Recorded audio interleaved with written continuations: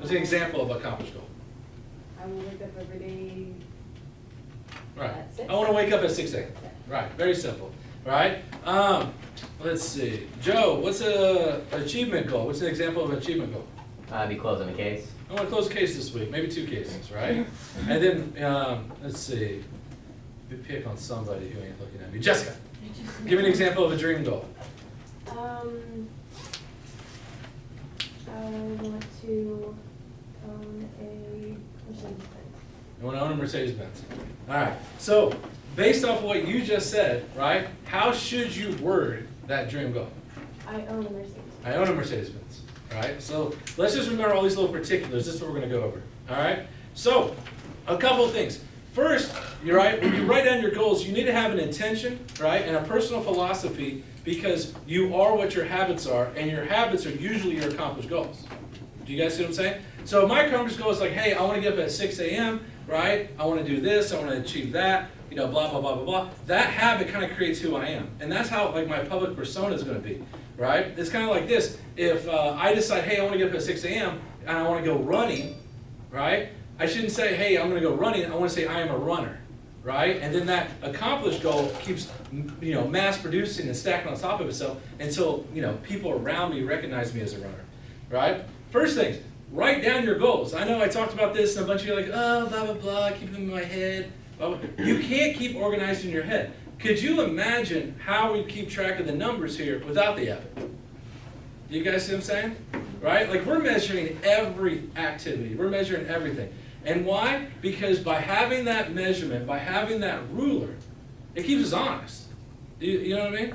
Like if you know, if you're like, hey, I'm going to go to the gym every day, or I'm going to go and start working out. Let's say you say, hey, I'm going to get a gym membership and start working out. And let's say you don't maybe you don't write down what your goal is at the gym. Is there a good chance that you could go and attend the gym and never have progress? Is there a good chance that maybe you're going to the gym just 3 times a month?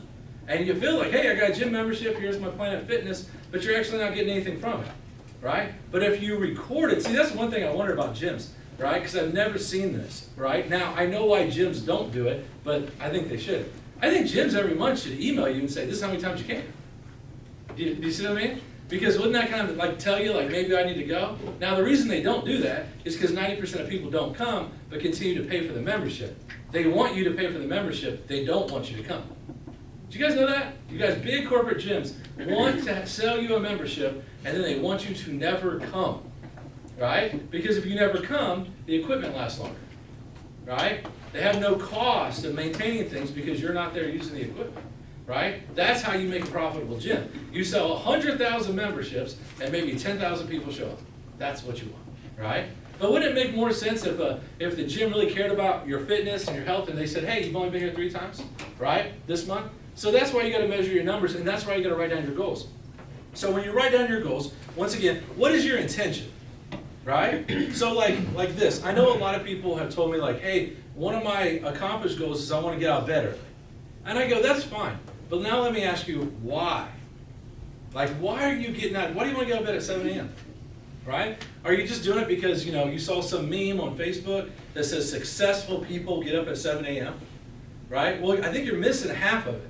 They get up at 7 a.m. to do something, right? They don't get up at 7 a.m. necessarily to watch Netflix or to just drink coffee or just whatever. They're doing something. Maybe they're doing, you know, meditation, prayer, right? Reading the Bible, reading, but they're doing something.